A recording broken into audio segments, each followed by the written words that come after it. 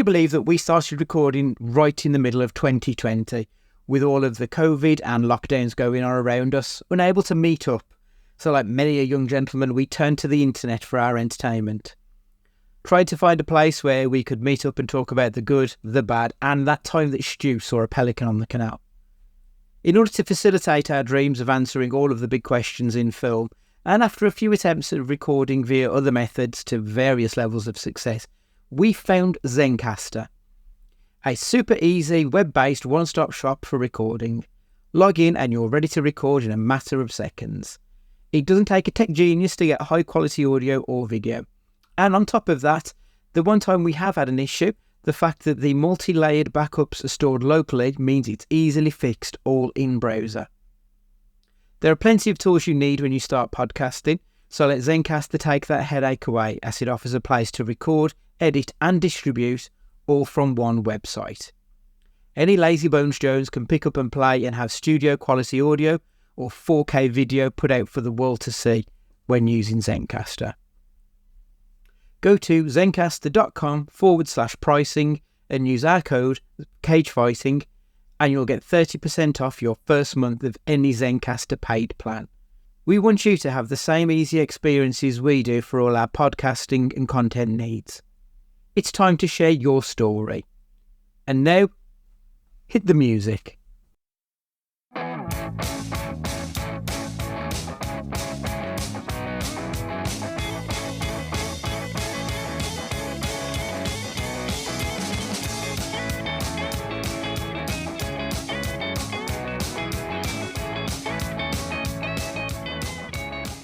Hello and welcome to Cage Fighting. It's your main man, Andy Gillard here. Hope everyone is keeping well in the world.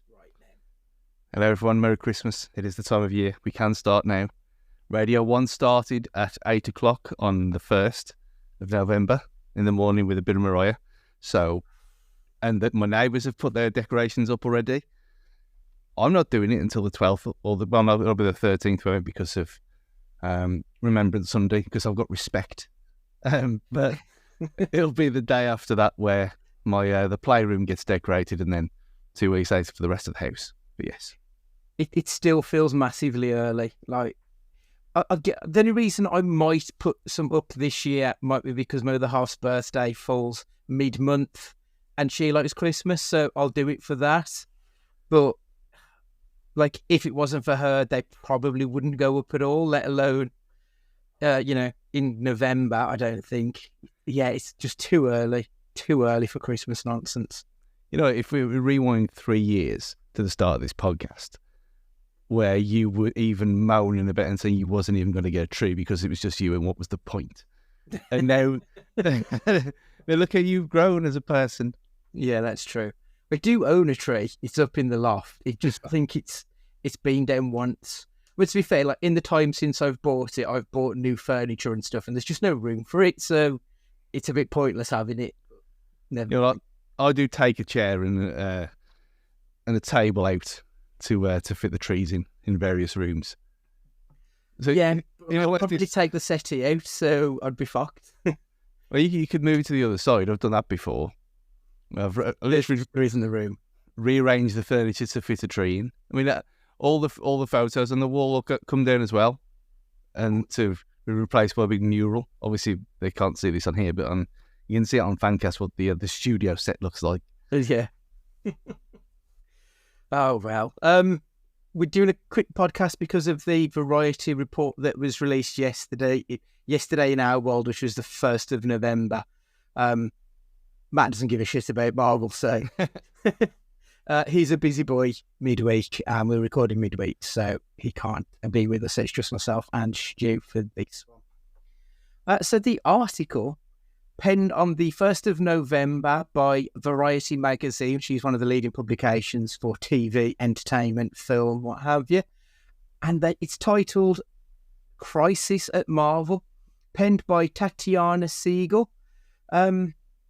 So yeah, basically, it's a shit show over there, which is not really that surprising after everything which has sort of been drip-fed over the last few years. But I thought we'd go through the article and just get some thoughts and opinions on this one. So I'll be reading out portions of it, but I'll put it in my own words to be fair. So September saw the annual Marvel Studio Creatives meetup at Palm Springs, often cited as jovial and confident, but this year was described as angst-ridden, following some big screen bed shitters involving superstars and questions about some future plans expanding beyond the silver screen. Things aren't looking particularly chipper at the moment for Kevin Feige and the boys. The most pressing concern is that of Jonathan Majors' Kang, the man who is set to appear in court later this month on domestic violence charges. I'm not even going to touch on the ins and outs of that, but I will say that even outside of the incident that he was arrested for earlier this year, he seems like he's a piece of shit. He doesn't seem like he's a good person at all. And like, if you want to know more, read the Variety article. Towards the bottom, it goes into a lot more depth about there's more to it than just that one incident. It's been 7 months since his arrest. Marvel have pretty much left him front and centre. Even from what the article says, the latest episodes of Loki very much move him on from the also ran that he was in Ant-Man to being the world destroyer that he's supposed to be for the rest of this phase. It just seems very bizarre that they've left it so long to make any decisions on this. They could quite easily have just put a pause on everything and said, right, we won't release any more films. I mean, we'll get onto it in a bit, but the Marvels has been delayed twice. And Quantumania was pushed forward, but that was also then pushed back as well. So they could easily have just said, right, we'll put a pause on everything. We'll get our house in order first and foremost. Couldn't they, Stu? Yeah, but I think this just proves that they just don't care. You look at, like you just said, everyone knows the jungle drums have been beating about him for a long time. Yet they're still hiding. But it's almost like, well, okay, what have you actually done here? And it's what I've said before about everyone loves Mike Tyson, even though he's an actual convicted rapist. And he was in the Hangover films with his tiger and all that stuff. No, it's like, well, okay, he did this one thing. Forget it. It's all right. But I think this is what this is going to be like as well, because he is so integral to everything. And he was at the end of season 1 of Loki as well. Mm-hmm. They have built this whole thing around him, despite knowing what it was like. And obviously, with the whole Me Too stuff, it ain't going to get kept quiet, is it? So, no, absolutely not. I just think, unless he actually killed someone, I don't think they care. I think the only way they'll move on from him is if he gets convicted. If he gets sent down, I don't think they'll have a choice but to pivot. I mean, there's talk about moving towards Doctor Doom, or obviously they could just replace him as an actor and keep the character anyway. Obviously, the world's a different place now to where we were, like, what was it, 2008, the first one? So we're looking at 15 years. People care about who people hire. Like, rightly or wrongly, some people can't separate the art from the artist. And it reflects badly on Marvel for keeping him hired when, as I said, he seems to be an abuser. And not only an abuser, but someone who abused someone who worked for Marvel Studios on Quantumania. His ex-girlfriend, who had to seek medical treatment in London, works for Marvel. And they're still employing him. I mean, people aren't going to like that. People have turned against celebrity for much less than those kind of actions. It seems quite naive for me that they've not made that choice by now. One way or the other, whether they stick with him or they don't, it just seems odd that they haven't made a decision. You look at it the other way, and which wouldn't surprise me at all, if he is found not guilty, and it is a whole... It's not the other way around yet. It's not guilty until proven innocent, and even over there.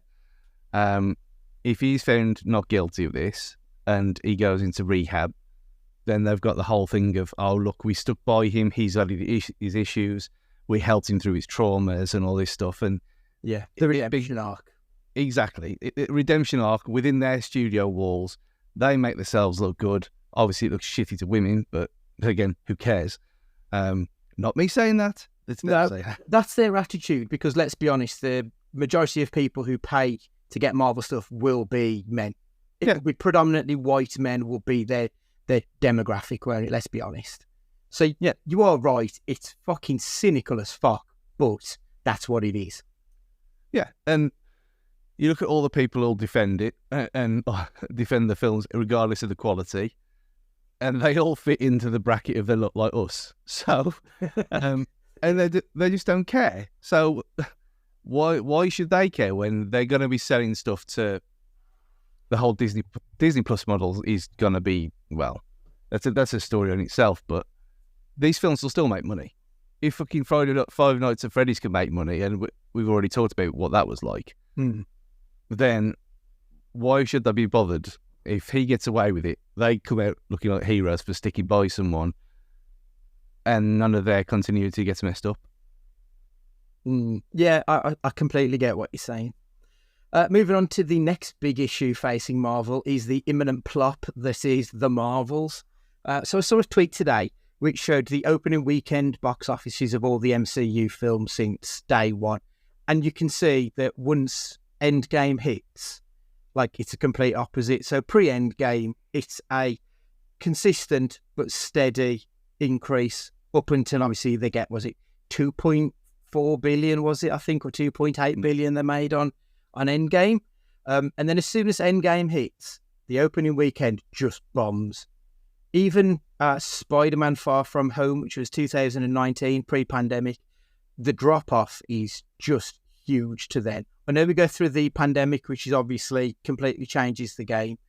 But then when we come back with Spider-Man No Way Home, which is a success, but if you look at it, you can see again just this sharp decrease in opening weekends where people aren't interested in these films. So you look at this now, and The Marvels is currently on course. They believe to earn between $70 to $85 million opening weekends. This film was a $1 billion movie. The first one was. Its predecessor is going to be making more than double its expected number. And like the predecessor, like the first Captain Marvel film wasn't a particularly loved movie, but it made a lot of money. So even if you compare it to something a bit more recent, Doctor Strange Multiverse of Madness, that opened to, I think it was $160 million. So even compared to where we were 12 months ago, it looks like the bottom's fallen out of this one completely. But there's also the massive elephant in the room that this is women. And a Muslim woman being one of them. And we know what happened. I've talked about this before. We know what happened with Ms. Marvel, which is actually a really good show, really, really clever. No one liked it. People hated it, critics. But then you look at the audience, people who actually gave it a chance, and they could see the message that what it was trying to do. It probably wasn't as subtle as it should have been in parts. But I thought it was pretty good. But you put that into this whole thing and female empowerment and all this nonsense, and comparing it to, well, we compare it to normal films and look what in normal films are taking, and the aforementioned Five Nights at Freddy's is on course to make more than this. Nah, it's an absolute shocker. I mean, I've done it. Obviously I have, because I can't stop. But I've bought it for opening night on the 10th. So I'll go and watch this on super screen as per usual. But I'm not expecting anything at all. I'm gonna watch. That's my plan for next week. I'm gonna blitz. Well, this week as you listen to this, I'm gonna blitz Loki season 2 just so I'm up to date. Not that it probably matters anyway, but so I'm up to date with everything. Going into it without seeing a single thing, and we'll see. But you only have to look at the success of that South Park episode from last week. Have you watched it now? I have, yes. And the absolute genius and huge reception that episode has got. And they were spot on. They were absolutely right on everything they said again. And you think, well, enough's enough. And regardless of if it is a good film or not, you put in a Marvel film about three women, one being Muslim, especially in current issues and whatever, the usual people are going to say no. But when the usual people are the people who don't care about all your wife beating nonsense, then there's your problem. Yeah, yeah. So the Marvels has had 4 weeks of reshoots just to get the film into some coherent shape, apparently. So it was in a right mess, allegedly. And it's still got very middling reviews from focus groups. Like, they just don't seem to like it. Nia DaCosta has pretty much moved on to her next project, which is filming in London. So it sounded like they'd pretty much been lumbered with a shit that's just not going to flush by the sounds of it, this one. I mean, it's pretty normal for directors to move on to their next project, but I find it really odd that Marvel have put $250 million behind the Marvels. I mean, that's a big fucking chunk of change that they've given this movie. And they've allowed the director to move on before post-production's complete. It feels like it was quite a naive move for them to almost think, well, we've got enough, we can put it into some sort of shape and we'll be fine without her. I don't really know what their thought process is behind this one, but I just think it's going to end up a real mess, this film. And as you said, I mean, we've got there's a black lead, there's a Muslim lead, and there's Brie Larson, who seems to be pretty much hated by the MCU fan base. For no reason? Yeah, for absolutely no reason. She's fantastic.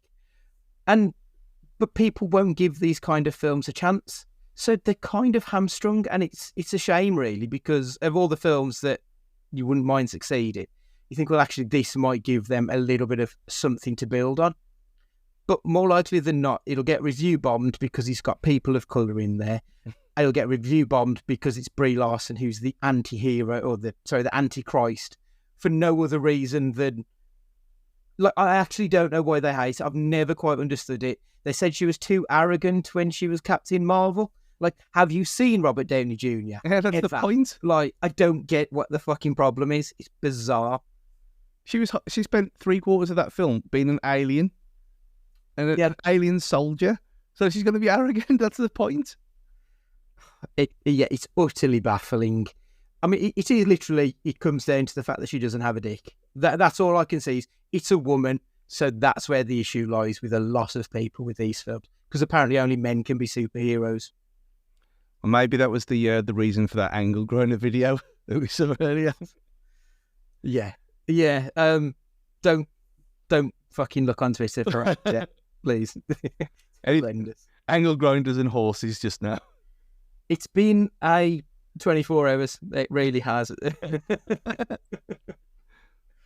Another thing that I don't think's helped. 2 of those characters were born of streaming service shows. I didn't particularly enjoy Ms. Marvel just because it felt very Marvel and kind of over it. And neither of us liked WandaVision. So I think that kind of doesn't help the situation on this one. But it just feels like people aren't seeing the MCU as being unmissable anymore. It's not appointment viewing, is it? It feels like a product now rather than like something like a work of art. It doesn't feel like there's any integrity to it. It just feels like it's become a case of consume or die. And Disney Plus has very much added on to that. Like, it feels like there's never a moment where there's something in the cinema or there's something that you're supposed to be watching on TV. There's just too much constantly going on. This never-ending cycle to keep up with. And I've got to be honest, I've never felt more disconnected than I have now from this universe. I've watched Moon Knight on double speed. I watched half of She-Hulk and What If, none of Secret Invasion or Loki. Like, I feel like I've broken the stranglehold that it's got on me. And this film doesn't look like it's the film that's going to bring me back in. And I don't think I'm alone in that either. Like, I've seen a few other people on Twitter that don't seem to have... Well, they seem to have fallen off the wagon post Guardians of the Galaxy Volume 3. And this isn't the film that's really going to grab you by the short and curlies and drag you back to the cinema. No, it won't be. But Disney Plus subscriber numbers keep going up, regardless of how much money they keep putting. When they put the prices up, we think, this is it now. It'll stop. But it doesn't stop. It never ends. It is strange how successful Disney Plus seems to keep being, because it's not that good. To be perfectly honest, I mean, I'll be ending my subscription when this runs out. The only reason I took this year is because I managed to find a deal for like 18, 19 pounds for the year, which was great. But now it's like 80 quid for the year, something like that. Well, I got it through Gamevo for 6 months for 30 quid. Okay. So you get two of them. That's 60 for the year. That's all right. I mean, yeah, that's better than the official pricing anyway. But I think yeah, because they use the like the 6 month vouchers you get with new phones and stuff. Because it's an SM, it's a Samsung code. I mean, this is all legit and everything. Yeah. It's like hot deals and stuff like that. They use the same things, don't they? Where they use disused phone codes that people haven't used and stuff like that. They just sell them on. So things like that. So doing it that way, 60 quid for the year. What's that? £5? So instead of no, it's not even that now. I think it's probably $7.99 a month. Yeah, I bet it is. Disney Plus subscription. Let's have a quick look, see what they're actually charging folks currently. I mean, yeah, I've just typed that into Google, and like most of the first responses are like 60% off Disney Plus. So it seems like everyone's trying to find ways to get around it. So might be and that is the UK. Disney Plus standard with ads is £5 a month. I didn't even know they did an ad-supported one. Yeah, it's new, that is, though. Yeah, so Disney standard without the ads is £8 a month, $8.99. Annual $79.90. So 12 months for the price of 10. Or the premium one is 11 quid a month for 4K, which is stuff that they were offering day one just for anyone who signed up. They've done something like this with someone put it on. I was Gary Witter put it on Twitter earlier about the former HBO Max, which is just now Max, which is a stupid name, terrible name. Yeah, but they've took it down from 3 devices to 2, full HD. When before it was full HD with 4K HDR Dolby Atmos where available. And then introduced a new premium tier. It's awful, isn't it? And I'm sure when I looked at HBO Max before, it was something like $15, $16 a month, but potentially even more than that. It was really quite expensive for it. And I don't know how they justify it. I really don't at this point. It's beyond a joke. Well, they just get away with it because people just don't. A lot of people will have these things and they're counting them, not cancelling it, or just they don't care. Yeah. It's like the Athletic as well. Like the sub to the Athletic 2 days before it was about to renew, I just cancelled and then got the things where you think, yeah, do you want to subscribe for £1 a month for 12 months? Well, yes, obviously. Yeah. I don't want to be paying £80 for the Athletic. Is that how much they charged? 80 quid? Yeah, it was $79.99 for a year. Right. But obviously no one is going to pay that. But it's like the Telegraph as well is the same one where I think it's $12.99 a month. Or I think it was $3. The new one when I did it again was £3 a month for 6 months. Mm-hmm. Well, that is fine. Just to read John Percy every week. Yeah, I mean he's the only reason that you'd ever give them any money. Yeah. To be honest. Yeah, the football paper. The football coverage is the best thing about that paper, which is the reason I do it. But I mean, in fairness, there's websites, 12foot.io, I think it is. Yeah. Yeah, I'm not paying fucking cunts. So the constant never-ending churn has people saying that Kevin Feige is currently spread too thin. His real superpower has been in post-production, getting the film to finish strongly. Speaking of people who are under strain, the article also brings further behind-the-scenes issues to the forefront. There's always been talk about the grind the VFX have been put under, but post-COVID, MCU have taken a lot of bad press over their treatment of the VFX staff. The worst thing about it all, they've been putting people under pressure to work 14-hour days, and the films look lifeless as well. So you think all that effort that they've been making them put in, and it's the blandest shit I've ever seen. There was someone the other day who'd put screen caps of No Way Home onto Twitter. And honestly, like, it was so lifeless, it could have been in black and white. It just looked... there was no depth of field to this image or anything. The work that they've been putting those poor bastards under, and it's through no fault of the, effects staff, it's all because of the management. And it's been piss poor, the product has at the other end of it. It's just not good enough. But the Marvel VFX crew, they have had enough of this shit. They have unionised last month, so that they're tired of it, and yeah, so now they've got union representation. This has seemed to have lit a fire under other special effects companies who have also followed suit.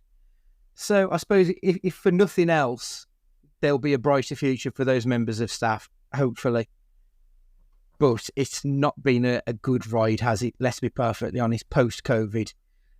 And the introduction of the volume and just general green screen in Marvel seems to have had the complete opposite effect. It's just taken so much away from the films. It's added nothing of any real worth to a movie. It's very poor. Well, it's just given them... it's made them lazy. And this is what I was watching a featurette of RoboCop yesterday, and they were saying on there, so, what would we do differently now? He said, obviously we wouldn't be employed here as stop motion animators. He said, but you'd like to think that there'd be a mixture of the two, whereas you'd have practical and then you'd do what you couldn't do with CG rather than just do everything with CG, which is the kind of point you're supposed to be doing here with these things. And there's a reason why they look plastic, because they don't exist. And the last good one was Wakanda Forever. I thought that was all right. There was visually, yeah. There was none of the janky, plasticky weirdness in that one, which seemed like they'd paid more attention to it for a change. But if you're making people work for that long, they ain't going to do the jobs, are they? So it's counterintuitive. No, very much so. Productive. I mean, some of the stuff in the reports are literally saying the reason that they're having to work those hours is because the creatives are making decisions with, weeks, days to go before the release of the film and saying, oh, we need to do this, that and the other. So they're giving them no time and they're having to work, 25 hours a day, 8 days a week. It's absolutely absurd. So, I mean, can you imagine the money they must be spending on doing that as well? Like, She-Hulk cost $225 million allegedly. So you can tell how much money that they must have spent purely on the CG side of things, because there was no money spent to the cast or anything. It's quite a low-key cast in general terms. So they're spending a lot of money and getting absolutely nothing out of it. And that was probably all in that one episode with Mark Ruffalo in it. Quite potentially. I mean, part of the problem that I've read about with She-Hulk, so the original plan was that She-Hulk, the green monster, wasn't going to appear until episode 7 or 8, the penultimate episode of the series. So it was going to go through with Jennifer Walters as she was, and then she transforms at the end. And then they decided with 4 months, I think it was, to go, that no, we need to put her in the first episode. So, 4 months isn't a lot of time when you've got that deadline looming. And they decided last minute, so obviously they had to rip it up and start again. So it's no wonder it's a mess, both visually and creatively, because it seems like the people making those decisions are just letting them run roughshod. One of the big dogs in the VFX, I've got a name here, it's something Alonso. Yes. Alonso was sacked because of all of this going on. So there was shots in Quantumania that were out of focus, and the same has been said for some of the TV shows, that they didn't finish the effects until after the episode had premiered. So it was on Disney Plus, you could see it on day one, and then they were dropping in, they were fixing the effects after the episode had already aired, because that's how far behind, that's how much of a mess things actually were. So she was sacked. The reason they gave apparently was because she also had a Oscar-nominated film, Argentina, 1985, I think it was. I can't see it in my notes here. That was the reason they gave, is because she was working on another project as well. But apparently they're saying no, she was merely a scapegoat. It's people not knowing what they're doing is the real issue, and, cracking the whip at the other end of it. It just sounds like it's a real fucking mess, to be honest. Yeah. I mean, they did it with Thor in there, where they replaced the floating head on Disney Plus. It didn't look any fucking better either. It's still awful. Yeah. But there's been times where, obviously, but you wouldn't know though, would you? You wouldn't notice unless someone watched it twice that something was different. It's true.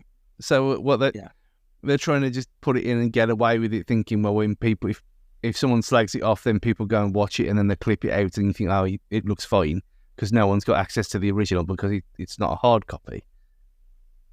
Yeah, shady stuff. It is, isn't it? Dodgy as fuck.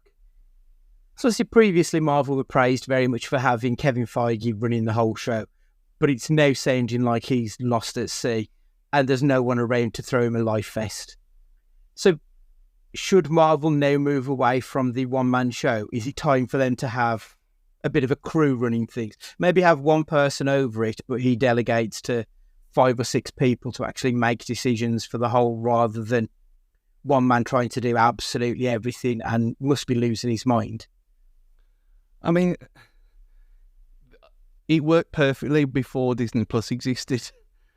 So there's the answer. And they already said, didn't they, about a month ago, that they were going to change how they were going to work their shows on there. They were going to be more like TV shows, like procedurals, rather than 6-hour films, which makes a lot more sense, which is what they should have been doing in the first place. And like, how many times, like you said, Moon Knight could have been a 3-hour film, and it would have been better. Yeah. Rather than 8 hours of whatever that shit was. Yeah. And again, that started with Promise, and then he died, and then he came back, and it was... But I don't remember hardly anything about that show at all. And neither do I, and I haven't cracked my head, so... Yeah, exactly. That's not one of the... That's out of the boundaries of all that stuff. You know what? I wish I'd forgot about RoboCop when I watched that yesterday. Just amazing. Which one? 15 or the original? Nah, was it 15? It's around that time. I didn't hate that film though. It should never have been called RoboCop. It should have just been something else. Yeah. Because it wasn't RoboCop, was it? It was. Yeah. They were using the name like the GoldenEye game. Yeah. And like I was going to liken it to the Ghostbusters, the female reboot. Which it wasn't Ghostbusters. Call it something else. And I think if you'd have called it something else, it wouldn't have got half the hate it did. It was just a middling comedy. But you call it Ghostbusters, they were onto a loser with that, unfortunately. Yeah. But I'd got the... Because I hadn't seen it for a while. So I thought, well, why not? So... And I realised I didn't have it, the Blu-ray. I had the DVD trilogy. So obviously I want to subject my eyes to that filth. So I went on there and got the remastered director's cut version. Oh, nice. Smooth as silk. But of it, I think there's probably about 5 minutes of extra stuff in there. Like extra scenes where they get the when he turns up, when they've got the 6,000 SUXs and they're waiting in the and the other guy drives up and he blows it up with a hand cannon thing. There's like a few other, a minute more of them just blowing random shit up and things flying everywhere, like stuff like that. And obviously the ML thing where the toxic waste and all that stuff. But they've changed something with it, because the Ed 209 scene, the first one with Mr. Kinney. Yeah. The stop motion looks different. So I don't know if they've because they haven't done it in any other parts of it. Like, where he blasts him at the end and his little foot curls up. That still looks bad. Yeah. And where he gets blasted out the window, that still looks awful. But the bit where he comes to where he first gets turned on, that looks better. So I don't know what they've done to it, but it looks all right. And when he gets all turtle shell in the stairs, that looks all right as well. So, but I thought, yeah, I'll watch this and I'll watch all the extras as well. I thought, yeah, this is a great film. I wish I'd forgot it though. So I could watch it for the first time again. I couldn't tell you the last time I saw the first RoboCop. It's been forever. But, like, yeah, it is one that probably does deserve a rewatch. Especially because, like, I watched the first one and the second one, but then there was the straight to TV nonsense. I never gave them a chance. I remember them being on Sky and kept thinking, I want to watch both of them, and never got round to it. There was 4. Was it 4? The Prime Directives, yes. God. I remember 2, but... Yeah, the third RoboCop film that's not even got Peter Weller in, that was bad. I think that's why the new game is set after the second film. Okay, so that's the unofficial third film. Well, it still counts in the thing because apparently there's references in the game that kind of set up the third in a loose way. But he had a jetpack and he could take his arm off to put a big gun on it. It was just ridiculous. As ridiculous as RoboCop can be. Yeah, it's definitely crossing a line, isn't it? That's no longer the RoboCop that you know and love from the 80s. You can't fucking strap a jetpack to him, and just completely changes everything. But because it's that early 90s stuff, it looks like Turbo Man.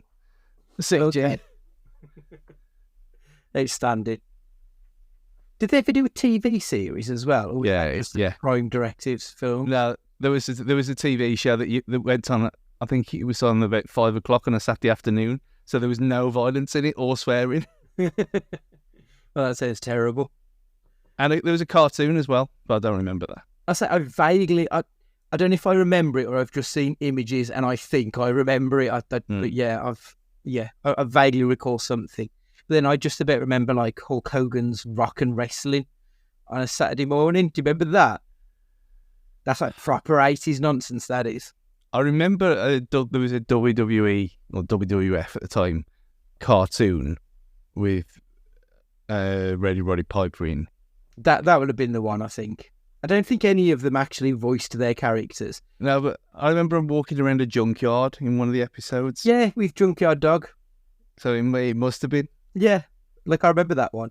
It was kind of like very much Fat Albert style of animation.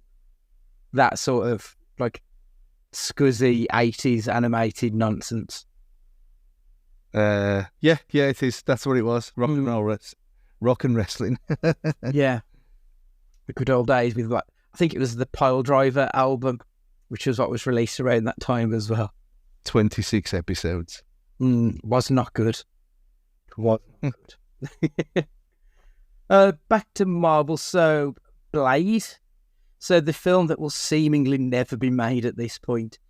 Feige, as the one-man show, has thrown out at least 5 writers and 2 directors so far. There's been rumours of issues with this movie since the date was announced, pretty much. It's gotten so bad that Mahershala Ali has threatened to walk because it's so awful. They've now turned to Michael Green, the guy who wrote Logan and was Oscar nominated for it, so that shows potential. One rumour about Blade is they're looking to make the film for less than $100 million. I think they've noticed that their spending is currently out of control. I mean, spending as much money as they are on the Marvels. Obviously, if it's $250 to make the film, it's going to be another $250 to advertise the film.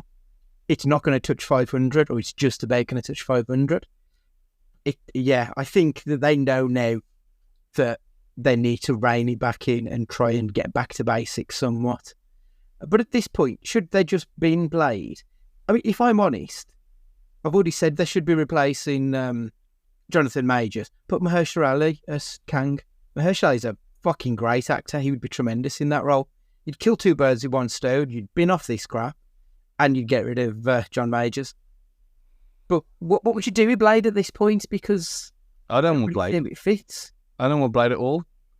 We've got 2.5 good Blade films already. So I quite like the third. It's awful, but I do quite like. That's what I mean. It's for what they did. It doesn't work. Does it? It doesn't fit in the whole thing. It's different. It's too hardcore for the MCU, and you're not going to change. If you do Blade as a 15, which is pushing it, is there any 15s? I don't think there is. Don't think there is. I mean, you've only got Deadpool to come into it, but Yeah, so you haven't really, have you? even if you push it to 15, you're making a Blade film that's a 15. I know 15 now is probably an 18 from 2000 or 98 or whatever the first one was. So it probably wouldn't be as bad. But still, it's the look of it. Blade is hard. Blade is hardcore. You don't piss about with Blade, which is exactly what they're doing by the sounds of it. As soon as it was announced on that, when we did that episode after the announcement day, we said this is a stupid idea. Yeah. And that was back then, like 2 or 3 years ago. So nothing's changed. But it would work. I mean, what's Kang been in really? Been one film and one series. Yeah. So yeah, that's right. That could replace him, with all due respect. I mean, they did it with Terrence Howard, didn't they? Yeah. Right at the start of it, Don Cheadle was the replacement, and he's done a tremendous job. So just do it here, I think. Yeah, that'll work. I mean, I say you got to suspend disbelief, but you got to do that for the entire thing anyway. So yeah, true. Yeah. It's just one of them. You can even, it's fucking Kang anyway. You can explain it away with some magical nonsense, regardless. Yeah, absolutely. I mean, it's a comic book world with magic and space goblins and all sorts of shit. So why couldn't he just change his face? Yeah, easily done. One of the last things in the article, there has been discussions about bringing back the original Avengers lineup, Black Widow and Iron Man included. I recall saying at the time of Endgame, the problem with killing off characters is that in comic books, death is a revolving door. Unless your name is Ben, Gwen, Martha or Thomas, you don't stay dead. And even most of them have come back in various incarnations. Like, it doesn't feel like there's a lot of artistic integrity in, I'm going to say Marvel, but in comic book movies in general, if I'm being, brutally honest. But Iron Man's death feels like it was a reminder that things matter in this universe, that there are actual stakes to the events. A character has died, he's no longer with us. But the problem was, and we said it when the last time we discussed comic book stuff, is that when they did time travel and multiversal stuff, they've killed off any meaning because they can bring Iron Man back. And I truly think that will be the end of the MCU if they bring Iron Man back. I mean, it definitely will be for me, because what's the point at that point? If a character can just magically come back from the dead, then all of these films are just utterly meaningless, and you would have pissed over everything you've done for the previous 15 years. I think it's a terrible idea. I really think it's a god-awful idea.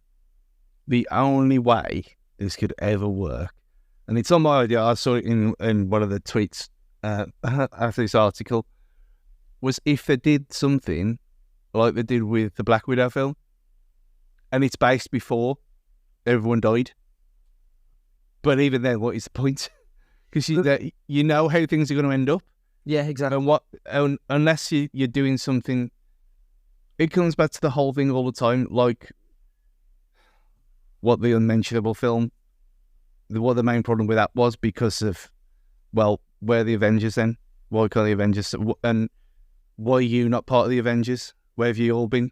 Yeah, you're all gods. Like, why are you there mopping all this shit up every week? Yeah, so retrospectively putting things back in, it doesn't work. So unless they come in with an absolute genius idea why this story's never been talked about before, if their minds have been wiped after the event or something nonsense like that. But again, it really is grasping at straws, and I think this is probably one of them ideas you think, oh, what should we do? How do we get them back? It just feels to save everything. Yeah, it really feels like it. I think it'd be a terrible idea. And you are right. The only way they could do it without destroying the law that's been set would be to set it before. But if you set it before, what's the point? Because they're all safe because they're in the next film, chronologically speaking. So what's the point? There's no stakes to the film. There's no jeopardy. Immediately before you've even sat down to see it, you know what the outcome's going to be. They're going to win the day. And they do anyway, but that's by the by. So, yeah, it's worthless. And I mean, you going back to, and this is saying this after watching Saw X 2 weeks ago, which is the exact thing, but was brilliant. But again, that's Saw. That's designed to be stupid. And it doesn't really matter because he's been dead for half the films anyway. Yeah, he's been dead for like 20 years at this point. But the only way you could do, how do you do this? I mean, you could set it after the first one, where everyone was happy and friends. But then you've got the aging problem, which again, it's Marvel, so it doesn't really matter, does it? They'll just de-age him anyway. But again, you've got the whole setup of Spider-Man in the wreckage of what happened in the first Avengers film. So where'd you put it? Unless it's an incredible idea, it's not going to work. It's not. It's really not. And plus, like, it's not lost on me the fact that Chris Evans, Chris Hemsworth, Chris Pratt, and Robert Downey Jr. have all sort of started to talk about life after Marvel, or the next film, if they're in one, will have to be something completely different. It feels like a lot of the actors now have put this period of their career behind them. I mean, Downey Jr. said he was worried if he could still act after being Tony Stark for so long. Look, I think he showed the world that he absolutely still has got it this year when he was in Oppenheimer. But I also feel like we've missed out on 15 years of really good acting to watch him play a version of himself, to be perfectly honest. Because he sort of is a cocky playboy. That's what Robert Downey Jr. was. So I feel like we've lost out a little bit. But it feels like they were all sort of preparing to move on from these characters. So it'll cost a hell of a lot of money to rope them all back in, I think. I mean, Downey Jr. cost $25 million for Iron Man 3, I believe. So, like, he's going to want a hell of a lot more money than that if he gets dragged back into another Avengers movie. But yeah, it's a hiding to nothing, that one is for me. They should just move on at this point. But with all that said, are people just bored of it at this point? So Joanna Robinson of the Ringer website said that numbers are down on all Marvel podcasts, articles, YouTube videos. All the numbers are just falling when it comes to Marvel stuff. But we spoke before about superhero fatigue. But is that all it is? Or is it just a case of, there'll be a few good films and things will be back to how it was? Or is it deeper? Like, there has been a drop-off in quality. Like, I don't think you can deny that. Everything post-Endgame, even the better ones, apart from probably Guardians of the Galaxy 3, which didn't lean into superhero-y tropes. It was more of it was a human story that just so happened to be about people who lived in space. Everything else has felt like a cheap imitation of what it was prior to 2019. So I think if the MCU started in 2019, if we started with No Way Home, we would have hit Batman and Robin by this point. Like, they would have just been done, because there's been nothing of worth post-pandemic for me personally. So I think, is it done, Stu, or is it too early to call it? I think you just mentioned it then. Post-pandemic blues, because the world's different. You can't hide behind it. We couldn't argue what the reasoning for what happened for them 18 months to 2 years to 3 years if you're in Canada and weird. But people are different now than they were in 2019. They just are. People have got no time. People are less tolerant of things, is to put it mildly.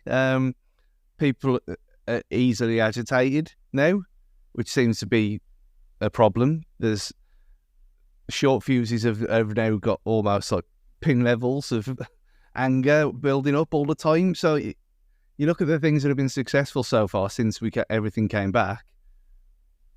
Things like Top Gun Maverick, yeah, big, bombastic, a film that people love, but again, it's pretty serious. Things like Oppenheimer, things like, I mean, let's be honest, Barbie's got a message for the world, hasn't it? And that's the biggest film of the year.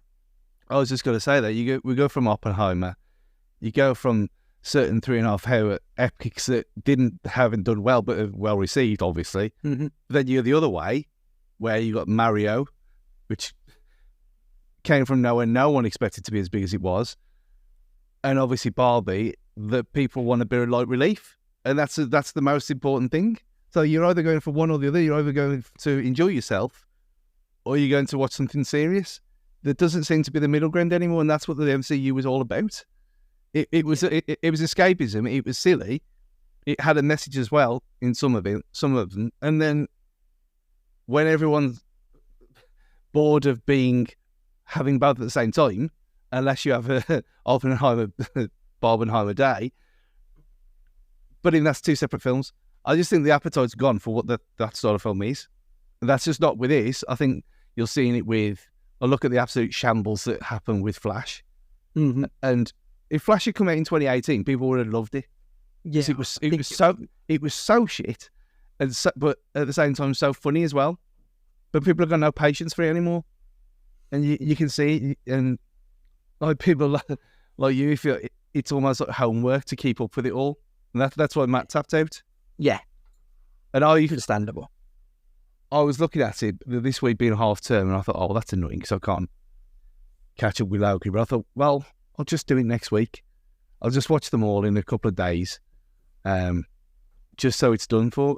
But then if you rewind 4 years ago, I would have been there day and day. I would have been first thing. But I'll still watch it, but the appetite is not there as it was before. But again, if you're not giving people quality, it's all going to mix together. So I think it's a mixture of everything. But I don't think you're going to get that kind of... We're never going to get an Avengers again. It's just not going to happen. Not in these times. It doesn't feel like it, does it? It feels like that ship has sailed now. I possibly wonders about like the rise of TikTok, and I don't want to be old man shaped at cloud about this, but obviously TikTok has very much moved us, the people, to a format of quick dopamine hits of looking at 2, 3, 4 minute video at the longest. You get some enjoyment, and then you're on to the next one. And do people want to watch a 32 film and God knows how many TV series arc in order to get to the next film that's going to be out? Probably not. Like, life's too short to be spending watching 32 films just of, one particular story. And I know I say that having seen a ton of films this year, but I also understand why I probably haven't watched as much this year as I have previous years. Because there is more out there, I think. And like, I've probably watched more TV shows and diversified my normal watching habits than I have done previously. So I think you are right. I think the world is different now. It is evolving, and people do want stories that actually mean something. And yeah, Killers of the Flower Moon might not make $1 million or, $100 million more than its budget or whatever it's predicting to fail to. But it's so much more interesting to have something worthy. And part of me does wonder if Martin Scorsese is the one who fucking stuck the dagger in the MCU's heart. Because ever since he said that it's not art, the numbers have just dropped out of the MCU. So people do want art, I think. I think art's more important now than it's ever been. There's a depth to it, and there isn't a depth to the MCU. Not anymore. Whether or not there ever was, I don't really know at this point. Well, I feel like I want to go back and look at it anymore, but it's not there now. There definitely was, because it was planned out up until Endgame, and I think that is the point. It was planned out till then, and then you've got a loose overarching idea of where you want to go afterwards, but none of it's connected to anything. Yeah, like you got things like Shang-Chi, which is, I enjoyed that film. I thought it was quite fun. You like Alfina though, Stu, with the star? Yeah, she's great. But I still don't know what her name is, and she's still going to be called Akin Fenrir for her whole life. But it felt like we said at the time, it felt like a phase 1 film or a phase 2 film, and starting all over again, too much.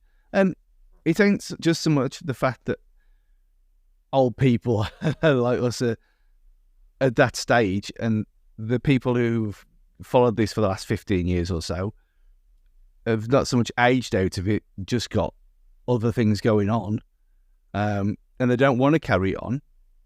But if you are, say, I don't know, 12, if you're 12 years old or 12 to 14 to 16 now, jumping in and you see adverts for the Marvels and think, oh, what's that?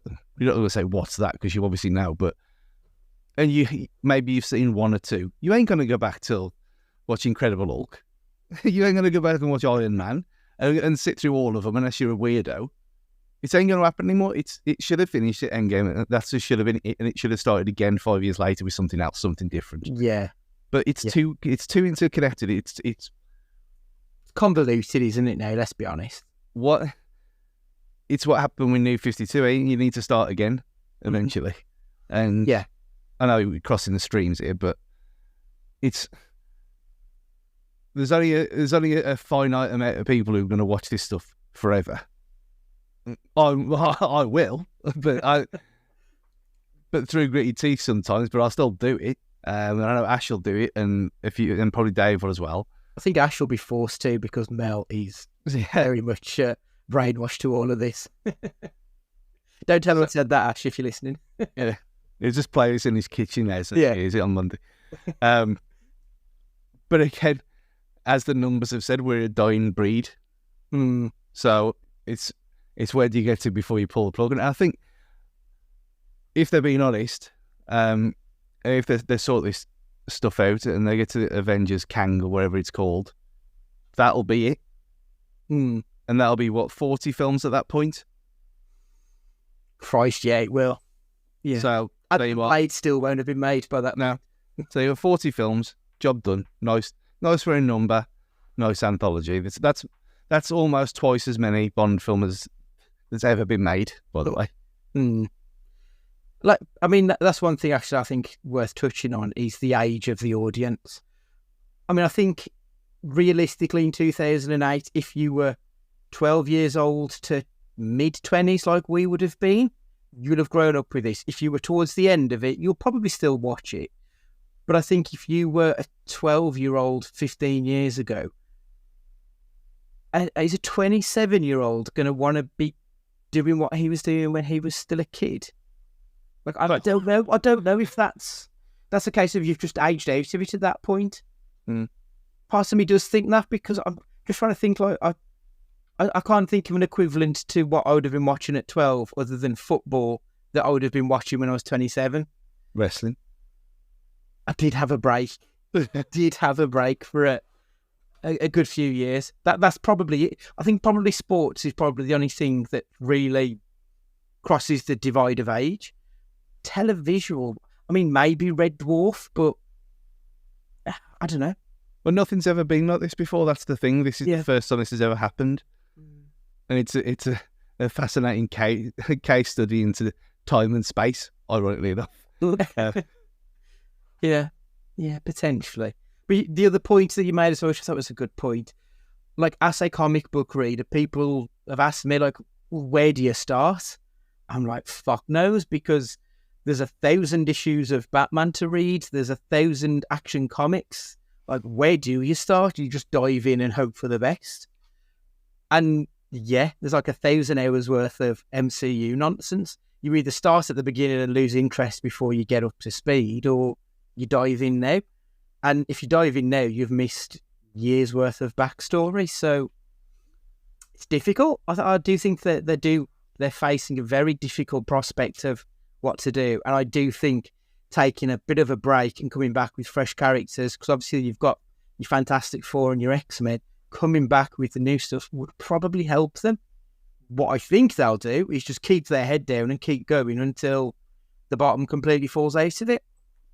As long as they make some money. Yeah. Well, that's all Disney want, isn't it? Let's be honest. As long as it's, paying for itself. Yeah. That they'll let them continue on. The closest is probably, if you had someone now and they say, oh yeah, they want to get into games, where do you start? Even with Mario, where do you start? Do you start back in 1984? Do you start with that with Jumpman and all that stuff, or do you just say no? You're playing Super Mario All Stars, which is probably the best idea, and go through it that way, or do you start with Galaxy, which I know. Well, Stepson started with Galaxy because that's what was out at the Wii on the time. Galaxy and Galaxy 2. But he never went back. He never went back to play the better ones and Mario World and Yoshi's Island and. It's missing out on some absolute classics there. But this is the age. This is the age point where you get into someone that was 12, 13, 14 as he was at the time. He had no interest in going back to playing things from the 80s and 90s. Yeah. It's just what it was. Of course. Now you look at a 16-bit character is nowhere going to be a fully rendered 3D version, is it? Yeah, you're never going to get that buy-in from that age group, are you? Yeah. So in the same way, why would they go back and watch something from back then, which with phones that didn't even have apps on? That's how long ago it was. It's true. It is true, yeah. I mean, it'll be interesting to see how the DC universe steps into the fold, because obviously this has already been pre-established. If fatigue has set in, I don't know if people are going to want to buy in. I mean, I'm already partly into it because of the amount of comic books that I've got. I'm mostly DC, so they've already got me as a viewer, to be perfectly honest. I can tell you that now. But I don't know if Joe Bloggs in the street will do it. Or is it a case of that will be capturing the 12 to 25-year-olds that are there now and they're the right age and they can grow with it, and then we'll be having this same conversation in another 50 years' time talking about the DCU? Well, all you've got to go on is the Suicide Squad and Peacemaker, really. Yeah. Yeah. So true. You watch them, you caught up. Yeah. I mean, that's one thing. The fact that James Gunn is over there does give me quite a lot of hope, to be perfectly honest. He's been the best of the MCU, bar none, in my books. Like everything that he's touched, even the second one, which I didn't particularly love, it's still head and shoulders above most of the movies over there. And that's why Volume 3 feels like a perfect end for me, because it's tied off the one last story that was left over from pre-Endgame times. Now everything's done, and it doesn't feel like there's anything going on of any interest to want to pull me through to Kang Dynasty. Is that what it's called? I'm just trying to remember. Yeah. So, yeah, it feels like a nice natural end point to me, that does. But you'll still be there on Friday for the Marvels. I won't be watching it day one. If I do go, it will literally be because there's fuck all else. And in fairness, November does not look like a great month when Cineworld put out their list of films that are coming this month. There's Saltburn, and that's the only film that I'm interested in watching. So it doesn't look like a great month, in fairness. So it might get watched, but it'll be with me pissing and moaning throughout the whole film. Oh, no, we got Thanksgiving as well. Oh, shit, yeah, that's this month, isn't it? I mean, that looks awful, and it will be terrible, but I really want to see it at the same time. It was giving strong Happy Death Day vibes. Have you heard of this other Thanksgiving film that's years old, and it's but Thanks Turkey or something like that? Someone mentioned it on a podcast I was listening to the other day. It's where the turkeys go sentient and they rip someone's face off. No, I have not heard of that. I'll share off screen. There's got to be a reason. It was mentioned. So I thought they were taking the piss, and I thought, no, surely not. But this can't exist. It's Thanksgiving, by that's it. Yeah, Thanksgiving. Yeah, that's it. 2008's Thanksgiving. A homicidal turkey axes off college kids during Thanksgiving break. Hey, okay, 4.2. I am down with that. Wanderlust. I mean, if that's not a porn star's not, I don't know what is. Okay, we might have to add that to the watch list. Did you ever see? Oh, fuck! What was it? The Trauma film about zombie chickens. Trauma chicken movie. Poultrygeist. Night of the Chicken Dead. I watched that the other week for the first time, and it's incredible fun. I really enjoyed that. It's like a KFC type restaurant opens up, and they end up with some possessed eggs that then start turning people into zombie chickens. Oh no, sorry, it's an Indian burial ground, because of course it is. It's brilliant. It's really good. I forgot to mention that when I watched it at the time. I think you'd enjoy that one, shit. But I really like Troma anyway, because they're just silly bollocks films. Is it Black Sheep levels? Yeah, it's probably dumber than that. but better. Like, I do think they are better films. They're the ones who did all of the Toxic Avenger movies. Yeah. And Tromeo and Juliet is my favourite, which has got Lemmy out of Motorhead. And it's a very young... Is it Matt or was it Trey? I think it's Trey. South Park was in it as well. Very young one. Yeah, they're great fun. Just nonsense. Yeah, Trey's the one without the big hair and glasses. Yeah, he was Trey. Yeah, he was. Yeah. You don't see him much. He plays a hermaphrodite serial killer. Of course he does. Yeah. It's class. It's class. He wouldn't get that in Blade. He certainly wouldn't. Right, I think we'll leave it there for this week. We'll be back next week with Question Cast 68, which is going to be a conspiracy special. So make sure you tune in. Yeah, or is it? Make sure you tune in. Make sure you've got us on whatever podcatcher that you're listening to us on.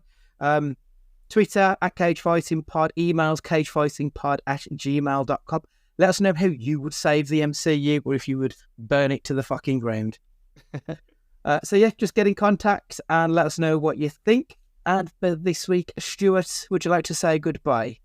Yeah, it's all right. Well, if you haven't had enough of me, and you want more... Yes, I forgot to say, yeah. I did go on our frequent guest, Tara Court's podcast, The Killing, talking about The Fly, and next week, that was a couple of weeks ago, and then either at the end of this week or next week, The Fly 2 as well. Which is all great, genius fun. The Fly being on Disney Plus, of all things. So it all comes full circle. Yeah. There we are. Incredible. Goodbye. And it's goodbye from me. And remember, be excellent to each other.